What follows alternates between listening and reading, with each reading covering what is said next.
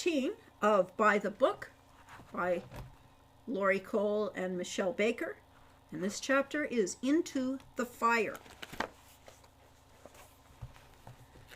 Flames raged through the main room of the Hero's Tale Inn, licking along the hardwood floor as though it were paper. Hawk battered his shoulder hard against the main door, but it refused to open. He ran to the window and tried to force up the sash, but it wouldn't move. The kobold's magic had sealed the window to the frame. Quickly, Hawk looked around for another line of escape. The bottom of the stairs was already burning, cutting off that retreat. From a ledge near the ceiling, Shamin stared down at the fire, his yellow-green eyes wide with shock. From the kitchen doorway, Shima tried in vain to beat out the flames with a broom.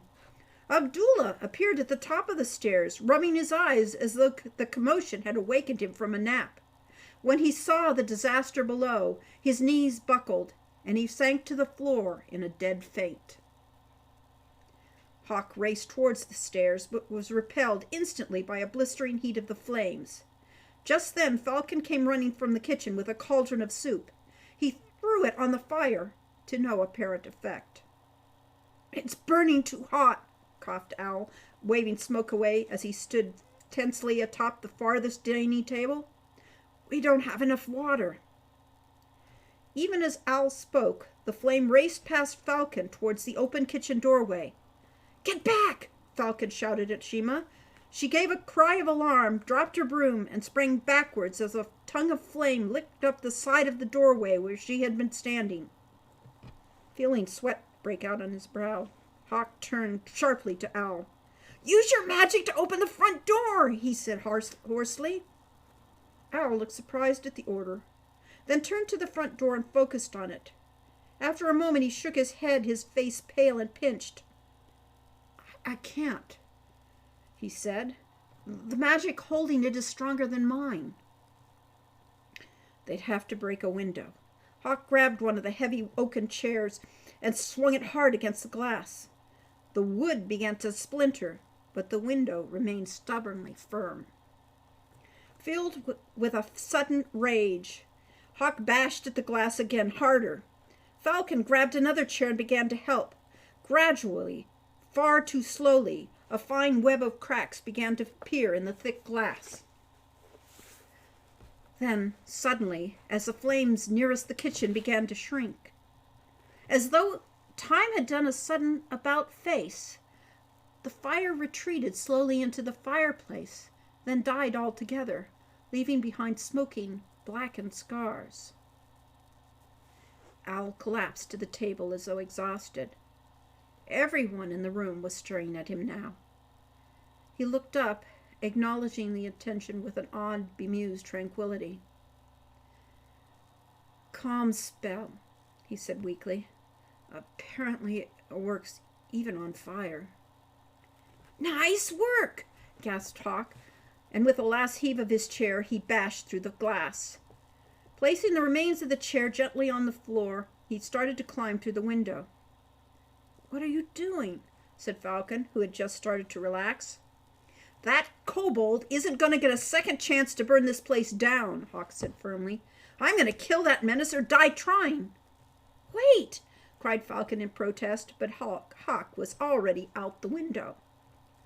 The kobold had been watching the fire through the front window, shaded from the bright sun by a rain barrel. It took one shocked look at Hawk and then abruptly disappeared. Just as Hawk was about to let loose a torrent of very unheroic curses, the kobold reappeared further down the street, then disappeared again. "All right," said Hawk. "Disappear all you want. I know where you're going." As he began to race after it, he heard footsteps catching up behind him. Falcon. "Hawk, what if the goon is still there?" he panted as they made haste for the west gate. "Then it's a good thing you're along to help," said Hawk.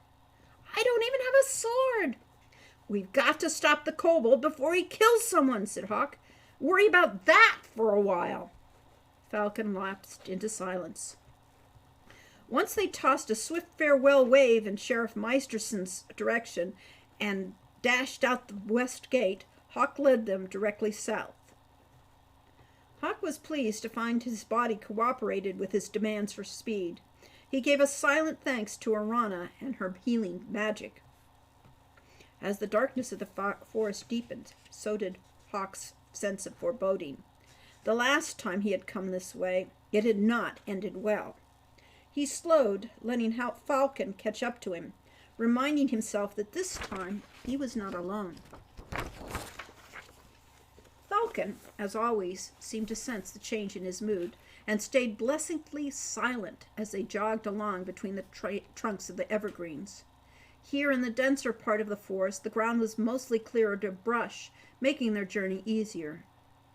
The trees began to thin out as they reached the southern extremity of the forest, then abruptly gave way to the rocky rubble at the base of the southern cliffs. Hawk followed the cliff lines westward, picking his way over the rocks. Before long, he had found the kobold's cave. Hawk had hoped that the goon would be elsewhere, but the hulking figure stood swinging its club in the exact spot where he had left it. At the sight of his old adversary, Hawk's every muscle bunched up. He felt a phantom stab of pain in his arm, but with an effort he remembered to breathe. He was a hero. Heroes did not give up. He spoke to Falcon in a low, steady voice as they approached. "This is going to be just like with the Loffers," he said. "You distract him and try to keep him off of me. I'll do the dirty work." "Hawk," Falcon whispered back, "we can't fight that thing. It's huge." "The two of us can take him, I'm sure of it." Hawk hoped he sounded confident enough to reassure his brother. "Why is the goon still hanging around here?" Falcon asked in a puzzled voice. "And why doesn't it attack the kobold?" Hawk pointed. "It has a pouch there hanging from the side of its loincloth. Maybe the kobold's paying it." Falcon stopped dead in his tracks. "You're telling me that he's a guard? Like Otto? We're going to kill this creature for doing his job?" Hawk gritted his teeth. "Otto isn't guarding the guy who tried to burn our house down." "I don't think this goon is bright enough to make any moral judgments," said Falcon. "This just doesn't seem right." It was too late to argue. The goon had spotted them and was already lumbering toward them. "Fight or die," said Hawk. "It's up to you." Hawk drew his sword and waited for the goon to commit itself. The blade trembled in his hands, and he tried desperately to steady it before Falcon noticed his fear. As the goon lifted its huge club high above its head, Hawk stepped in with his sword, hacking a crescent-shaped gouge in the beast's hairy side. Then, taking advantage of the goon's pain and surprise, Hawk quickly dodged around behind it, forcing it to turn its back on Falcon. Hawk struck again just as the creature turned. His sword slashed against the ribs, and the goon bellowed in pain. "Stay at his side," Hawk shouted at his brother. "We'll come at him from both sides. Get him!" Falcon bashed at the goon's legs with his shield. As the goon turned to face Falcon, Hawk struck again. The goon did another about-face, confused by blows coming from two directions. Then the beast seemed to recognize Hawk and snarled. Ignoring the blows from Falcon's shield, the goon again lifted its club high above its head and brought it quickly down towards Hawk. Hawk leaped to the side, but his foot slipped on the rocky ground. Hawk turned his fall into a roll. The club hit the earth where he had landed, and the impact smashed rocks into dust. "Don't let it hit you!" Hawk shouted, scrambling to his feet as Falcon moved in front of the goon. The goon swung, and Falcon quickly raised his shield. The club glanced off the shield with enough force to stagger Falcon. "You're doing great," Hawk said encouragingly. He then sliced at the goon, dealing it a nasty gouge along the side of its thigh. Furious, the goon swung its club in a sweeping arc at the both of them. Hawk dodged backwards out of the range, and Falcon barely managed to shield himself in time. Even so, The smashing blow knocked Falcon to the ground, causing him to strike his head hard on the rock. Falcon tried to get up, then fell back as if stunned. As the goon approached his brother's limp form, a white-hot rage overcame Hawk. Suddenly the goons seemed no better than Gunther and the bullies. It was easy enough for them to attack people like Falcon and Owl who couldn't or wouldn't fight back. Before the goon could strike, Hawk stepped between it and his brother. He thrust upward with all his strength into the goon's exposed neck. Almost before he knew he'd found his mark, a waterfall of blood cascaded down the blade, and he savagely withdrew it, preparing to strike again if necessary. The goon looked at Hawk with an expression of mild surprise. Then it slowly keeled over. It knocked over 2 saplings on the way down, snapping them like twigs, and hit the ground with an enormous thud. "Falcon," said Hawk, rushing instantly to his brother's side. "Are you all right?" Falcon just sat up, rubbed the back of his head, and winced. Hawk looked back at the goon, half afraid it would lumber to its feet again. But it just lay there, its eyes wide and unseeing. A wave of joyous disbelief swept over Hawk. "We did it," he said softly. "We did it!" Since Falcon seemed more or less in one piece, Hawk ran over to examine the body of his fallen foe, feeling a bit giddy at his success.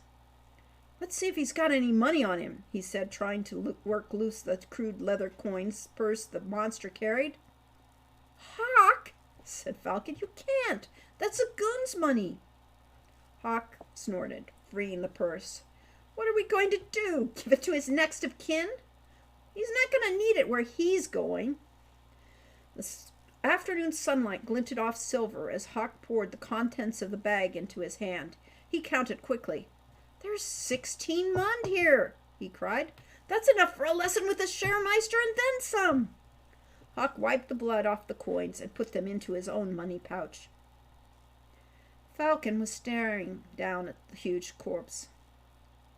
"We killed him," he said sadly. Hawk looked up at Falcon's tone and saw that his brother looked paler than the goon. Hawk stood, crossed to Falcon, and put a firm hand on the shoulder, staring into his eyes.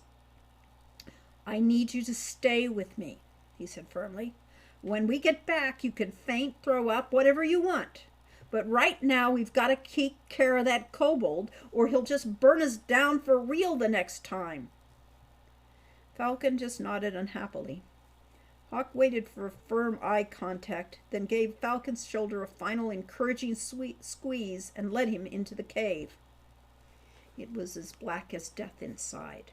Hawk had to stop, because even he couldn't see where he was putting his feet.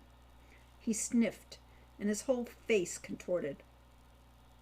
"What's that smell?" he whispered to Falcon. "It's like the stables," replied Falcon just behind him, "only 10 times worse." As Hawk's eyes began to adjust, he noted a dark shape deeper in the cave, a slight motion, an even slighter noise. Slow, heavy, muffled. "Whoa," he said softly, putting his hand back to stop Falcon. "There's something back there. Something big." "Not another goon?" asked Falcon anxiously. "No," Hawk whispered back. "I don't think so." He looked down at the floor in front of his feet, which was as far as he could see clearly. They appeared to be standing just outside a large, nearly perfect ring that was etched roughly into the stone floor of the cave. "What is that?" he said, pointing to it with his sword. It looks like claw marks," said Falcon. "Lots and lots of claw marks." Hawk stepped closer to look. "Something very large and," said Falcon from behind him, "like a roar!" Suddenly a huge, shaggy bear lunged forward, its jaws snapping inches from Hawk's face. Hawk stumbled backwards, knocking Falcon over as he toppled onto his butt. The cave floor was hard enough to nearly break his tailbone, and his eyes watered from the pain, but his sword was ready. There was a clanking sound. The bear roared and clawed at them, missing them by inches. Hawk leapt to his feet and raised his sword to attack position, waiting for the bear's next charge. After a moment, Hawk shifted his feet nervously. Why isn't it attacking? What's wrong with it? Falcon asked in equal bewilderment. Now that their eyes had adjusted, they could see that the bear's ribs stood out grotesquely under its skin. Drool hung from its jaw in long, frothy strands as it snarled in rage. It looks hungry, Falcon said. Hawk gave his brother a look. No kidding, he said dryly. So why isn't it eating us? The bear pawed at them desperately, and Falcon made a sudden gasp of pity and horror. It's chained up, he said, like a dog. Well, that's a relief, said Hawk. But in any case, I don't think it's going to let us pass. Do you need to rest a bit? Are you ready for another fight? Falcon's eyes went wide in the darkness. Fight? He said in disbelief. Hawk, that bear is trapped here. That's why it's starving. The cold is using it just like it used that poor goon. Yeah, like that poor goon, Hawk said as though to a child. So let's just kill it, just like we killed the poor goon, and then we can kill the poor kobold and get our poor butts out of here. No, said Falcon. There has to be another way. It isn't very heroic to kill a helpless opponent. Hawk snorted in amazement. Does that thing look helpless to you? He pointed his sword at the bear, whose fangs glinted moon yellow in the dim light as it growled at them. I won't let you do it, Falcon said flatly. Come on, Falcon, said Hawk, reaching his desperation. I can't take that thing without your help. All right, I admit it. There must be another way around it, said Falcon stubbornly. Of course there isn't, Hawk said, kicking a stalagmite. That's why it's here. The kobold can just appear on the other side of it. Stupid kobold and its stupid guard dogs. I can't wait to lop that thing's ugly head off. Maybe if we fed the bear, said Falcon, it would be distracted and let us by. Feed it what? Fillet of falcon? Fish, replied Falcon with a grin. There's supposed to be a lake near here. I'll try and catch some fish. Hawk couldn't believe it. He was so close to the kobold he could smell it, assuming it smelled like bear poop. But once again, Falcon was screwing things up. Hawk would have to find a way to defeat the bear all by himself and let Falcon go catch fish all he wanted. Fine, said Hawk. Sounds like a great plan. He tried to keep the sarcasm out of his voice. Now let's get back to town. There's nothing we can do here, and I'm sure the Kattas are going to need our help. That night, Wren didn't enjoy dinner one bit.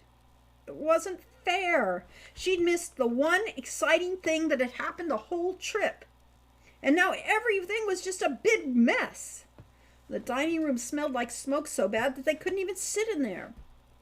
It smelled a little better upstairs in their rooms, but they had to eat leftover bread and dried fruit because the soup had been thrown on the fire, and Shima was too busy treating Abdullah for something Shamin called nervous prostration. Hawk was crankier than usual, and Owl was obsessed with reading the runes in his book, and Falcon was off bugging Wolfgang at the Adventurers Guild for information about the Spegelsee, the lake to the south. Apparently, Falcon had decided to take up fishing. Boys were just weird sometimes. That was all there was to it. It was a relief when it finally got dark and her brothers blew out their candles and went to bed. That meant she could finally sneak out and have some fun. Surely it wouldn't hurt to try once more to get into the Thieves' Guild. What's the worst that could happen? Crusher could throw her out again, big deal. She could take it. Tonight, the moon was hidden by clouds, making it difficult for Wren to see, but easy to disappear into the shadows. There was no sign of Bruno on the streets, but as she approached the tavern, she saw a short, slight man with pale hair standing just outside the alleyway. "Hey, little boy," he said amiably. Wren couldn't help but grin. "Hey," she said back in her most boyish voice. "Do you like kittens?" the man asked her. "Yeah," she said, puzzled. "Who doesn't?" "There's some kittens back here in the alley." He jerked his thumb back over his shoulder. I think they lost their mother or something. I was going to pick 'em up, but I'm sort of afraid of cats. Do you think you can help?" "Sure," said Wren. "Where are they?" "They're right back here." He started into the alley, pointing to an overturned wine barrel, and Wren followed. "Seems kind of silly," Wren commented as he let her pass ahead of him. "To be afraid of cats and not to be afraid of dark alleys. Dark alleys are a lot more dangerous than cats." Suddenly the man grabbed her from behind, pinning both her arms. "You're right, actually," he said, his voice still warm and friendly. "I'm sorry about this, but I gotta rob you now." "You mean you're a thief?" said Wren in surprise. "You must be the guy who robbed Hilda. That was pretty low of you to trick her like that. That's a brigand sort of thing to do." Let's talk," the thief said nervously. "And more handing me money?" Wren ignored him, struggling to free her arms with no success. "Real thieves don't go around acting all friendly to innocent centaurs," she chided, "and then taking all their money that they worked for months and months so they could get into trouble and have to sell all the chickens. You are a thief with a small t." "Will you stop it already?" the thief said. "Times are rough, all right? Do you have the money or not?" "Of course not," said Wren. "If I had a lot of money, would I be walking around in the middle of the night with it? I'm not stupid." "Fine, then. Give me your boots." "They wouldn't fit you. You've got big feet." "That key around your neck. Is that gold?" "Hey," said Wren sternly. "This key is mine." "Not any more," said the thief. He tightened his grip on her, managing to hold her immobile with just one hand. He was stronger than he looked. With his free hand, he reached for the key. "Let go!" she shrieked, thrashing violently and kicking his shins. "You can't steal that! That's mine!" "Ow!" cried the thief, relaxing his grip enough that she managed to free one arm. She clamped her hand immediately around the chain. "Bruno didn't even try to steal that," she said reproachfully. The thief stopped dead at the mention of Bruno's name, loosening his grip. "How do you know Bruno?" Wren seized the opportunity to wiggle free and make the thief sign. She felt a little silly, but she must have gotten it right, because his jaw dropped. He wasn't nearly as handsome as Bruno. He had a weak chin and his eyes were too wide apart. "I don't believe it," he said. "You're a thief?" "Why else would I be around here at this time of night?" "Why haven't I seen you around? You from out of town?" "Yep. I'm Bruno's new apprentice," she said proudly. It was even sort of true. "I just got to town and he's teaching me the ropes. That's why you haven't seen me before." The thief just shook his head in amazement. "Well, geez, kid, you better check in with the chief right away. I don't think it's a good idea for Bruno to keep you a secret. The guild's closed tonight, though." "Rats," said Wren. "That's why I came, to check in and stuff." It's okay. Most guilds are open every night, but things are slow around here. Just give the password to Crusher tomorrow." "Have they changed it?" Wren said, carefully casual. "Nah, it's still fished." Wren resisted the urge to shriek in delight. "Okay," she said. "Maybe I'll see you around." "Sure." The thief grinned, which didn't improve his looks. "Sorry we got off to such a bad start and all. You can actually call me Sneak." Well, the whole kittens thing was pretty clever.